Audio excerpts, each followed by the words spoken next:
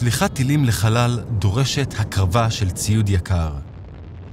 שריפת כמות עצומה של דלק וסיכון קטסטרופות פוטנציאליות. אז במרוץ החלל במאה ה-21, כמה מהנדסים נוטשים טילים לטובת משהו יותר מרגש. מעליות. אוקיי, אז אולי נסיעה במעלית לכוכבים היא לא הדרך הכי מרגשת לתעבורה, אבל שימוש במבנים גבוהים לשלוח מטענים קטנים יותר של אסטרונאוטים וציוד למסלול יהיה בטוח, קל וזול יותר מטילים רגילים. על הטיל פלקון 9 של SpaceX, כל קילוגרם של מטען עולה בערך $7,500 להעלות למסלול. מעליות חלל צפויות להפחית את העלות ב-95%. חוקרים חקרו את הרעיון הזה מאז 1895, כשביקור למה שהיה אז המבנה הגבוה בעולם, נתן השראה למדען הרוסי קונסטנטין צילובסקי. צילובסקי דמיין מבנה בגובה אלפי קילומטרים. אבל אפילו 100 שנים מאוחר יותר, אין חומר חזק מספיק כדי לתמוך בכזה מבנה. למרבה המזל, חוקי הפיזיקה מציעים עיצוב חלופי מבטיח. דמיינו קפיצה על קרוסלה שמסתובבת במהירות בזמן שאתם מחזיקים חבל שמחובר לסלע. כל עוד הקרוסלה ממשיכה להסתובב, הסלע והחבל נשארים מאוזנים. נשארים באוויר בכוח ההתמד.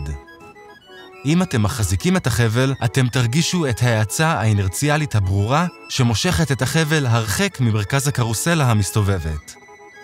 עכשיו, אם נחליף את הקרוסלה עם כדור הארץ, החבל עם חוט ארוך והסלע עם משקולת נגד, כרגע דמיינו את מעלית החלל המודרנית. כבל שנמשך לחלל על ידי הפיזיקה של הפלנטה המסתובבת שלנו. כדי שזה יעבוד, משקולת הנגד תצטרך להיות מספיק רחוק שכוח ההתמד שמיוצר על ידי סיבוב כדור הארץ גדול מכוח המשיכה של כדור הארץ. הכוחות האלו מתאזנים בערך במרחק 36,000 קילומטרים מעל פני השטח. אז המשקולת צריכה להיות מעבר לגובה הזה. עצמים במרחק הספציפי הזה נמצאים במסלול גיאוסינכרוני. מה שאומר שהם מסתובבים סביב כדור הארץ באותו קצב שהפלנטה מסתובבת, ולכן נראים חסרי תנועה בשמיים. משקולת הנגד יכולה להיות כל דבר, אפילו אסטרואיד שנלכד.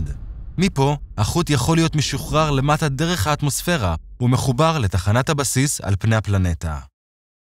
כדי למקסם את התאוצה הצנטריפוגלית, נקודת העיגון הזו צריכה להיות קרובה לקו המשווה. ועל ידי הפיכת נקודת העמסה לבסיס ימין נייד, כל המערכת תוכל לנוע לפי הצורך. מה שיאפשר להתחמק ממזג אוויר קיצוני, ולהתחמק מפסולת ולוויינים בחלל. ברגע שתוקם, מטען יוכל להיות מועמס למתקנים שנקראים מטפסים, שימשכו מטענים לאורך הכבל ולמסלול. המנגנונים האלו ידרשו כמויות אדירות של חשמל, שיכול להיות מסופק על ידי תאים סולאריים, או פוטנציאלית אפילו מערכות גרעיניות. תכנונים עדכניים מעריכים שידרשו בערך 8 ימים כדי לעלות עצם למסלול גיאוסטציונרי.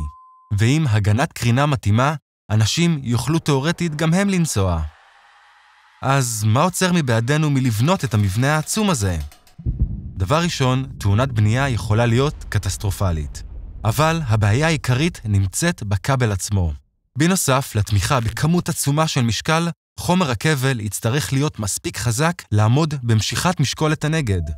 ובגלל שהלחץ וכוח הכבידה השתנו בנקודות שונות, הכוח והעובי יהיו צריכים גם להיות שונים.